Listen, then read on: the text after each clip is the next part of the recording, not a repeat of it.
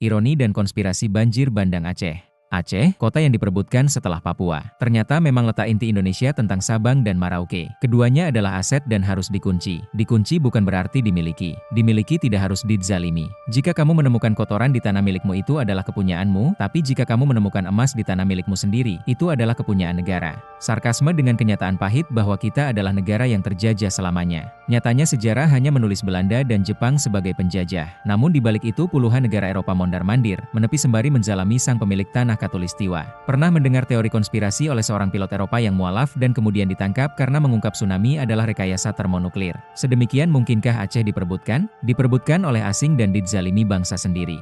Apapun itu, bencana sudah terjadi, dan kali ini memang ulah tangan manusia itu sendiri. Tak puas menggembungkan isi perut, mereka menaikkan taraf penggemukan harta dan kuasa.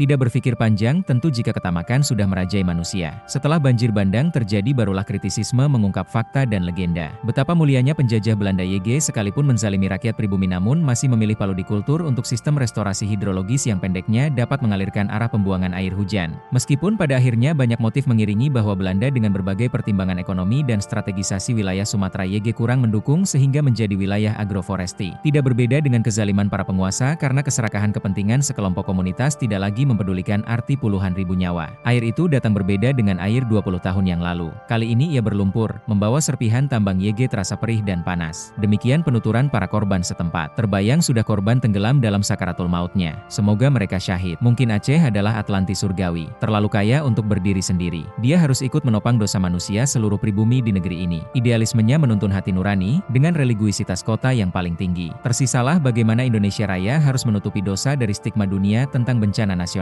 Bagaimana kepercayaan kembali bisa ditumbuhkan? Bagaimana pengembalian fungsi hutan yang masif dan telah diambil 10 juta hektar di Indonesia? Telah nampak kerusakan di darat dan di laut disebabkan karena perbuatan tangan manusia? Supaya Allah merasakan kepada mereka sebahagian dari akibat perbuatan mereka, agar mereka kembali ke jalan yang benar.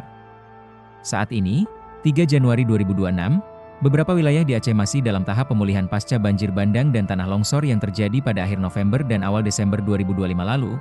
Akibat curah hujan tinggi terus-menerus. Bencana yang terjadi di Aceh hari ini bukan semata peristiwa alam, tetapi cermin dari persoalan yang lebih dalam. Perubahan iklim, kerusakan lingkungan, tata ruang yang lemah, serta rendahnya kesiapsiagaan membuat bencana terus berulang dan dampaknya semakin berat bagi masyarakat. Aceh memiliki sejarah panjang menghadapi krisis, dari konflik hingga tsunami. Namun pelajaran berharga seringkali tidak benar-benar dijadikan dasar kebijakan jangka panjang. Selama alam terus dieksploitasi tanpa keseimbangan, dan penanganan bencana hanya bersifat reaktif, maka risiko serupa akan terus menghantui. Bencana seharusnya menjadi alarm kolektif untuk memperbaiki cara kita memperlakukan alam, memperkuat solidaritas sosial, dan menuntut kebijakan yang berpihak pada keselamatan rakyat. Karena masa depan Aceh tidak hanya ditentukan oleh takdir alam, tetapi oleh keputusan manusia hari ini.